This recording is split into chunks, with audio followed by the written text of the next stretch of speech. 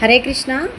ఇవాళ మనం ఎప్పుడు ప్రశాంతంగా సంతోషంగా ఎలా ఉండాలి అనేది మనకి శ్రీకృష్ణ భగవానుల వారు భగవద్గీతలో చెప్పిన శ్లోకం ద్వారా మీకు చెప్తాను.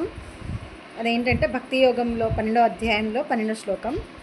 శ్రేయో హి జ్ఞానమభ్యాసాత్ జ్ఞానాధ్యానం విశిష్యతే ధ్యానాత్ కర్మఫల త్యాగాచ్చాంతిరనంతరం. అంటే రోజు మనం ఒక పూజ చేసుకున్నాం అనుకోండి, ఒక మంత్రోచ్చరణం ఏదో ఒకటి చేస్తూ ఉంటాం. ఆ ద్వారా కొంతసేపు పూజ చేసుకుంటే ప్రశాంతత వస్తుంది. పూజ కంటే కూడా మనం చేసే పనుల్లో మంచి చెడు జ్ఞానం, అంటే జ్ఞానం అంటే ఏంటి? విచక్షణ జ్ఞానం.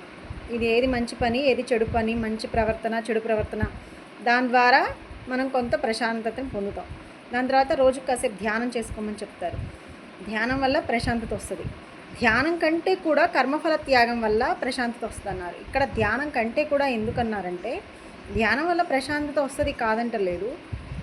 మనం రోజు మొత్తం మీద ఒక హాఫ్ అన్ అవర్, 1 అవర్ లేదంటే 2 అవర్స్ ధ్యానం చేసుకోగలం. కానీ తర్వాత మనం అల్టిమేట్గా రోజు మొత్తం మీద కర్మలు చేస్తూ ఉండాలి. మనం సంఘంలో మనిషిగా బతికేటప్పుడు మనం ఇంట బయట మాటల ద్వారా, చేతుల ద్వారా కొంత కర్మను అనేది చేస్తూ ఉంటాం. ఆ చేసే క్రమంలో మనం ఫలితం ఆశించకుండా ఎప్పుడైతే చేస్తామో దానివల్ల ప్రశాంతతను పొందుతాము అనేది ఇక్కడ శ్రీకృష్ణ భగవానుల వారు మనకి చెప్పారు. ఇది ఎగ్జాంపుల్గా మనం చిన్న ఎగ్జాంపుల్గా తీసుకుంటే, ఇంట్లోనే మనం ఒక పని చేస్తాం.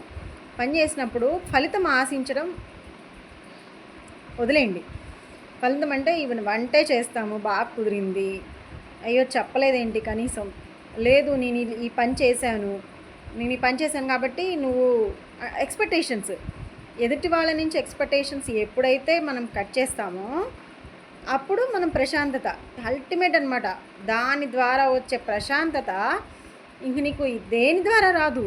నువ్వు డైలీ ఉండేటప్పుడు, చేసేటప్పుడు, ఈవెన్ ఫ్రెండ్స్ దగ్గరైనా, ఇంట్లో వాళ్ళతోనైనా ఫలితం ఆశించకుండా ఇది నేను చేయాల్సిన కర్తవ్యం నేను చేశాను, ఒక మనిషికి హెల్ప్ చేశాము, ఒక మనిషిగా ఇంకొక మనిషికి హెల్ప్ చేశాము అనుకొని వదిలేస్తే అక్కడితో దట్స్ ఎండ్ అయిపోతుంది.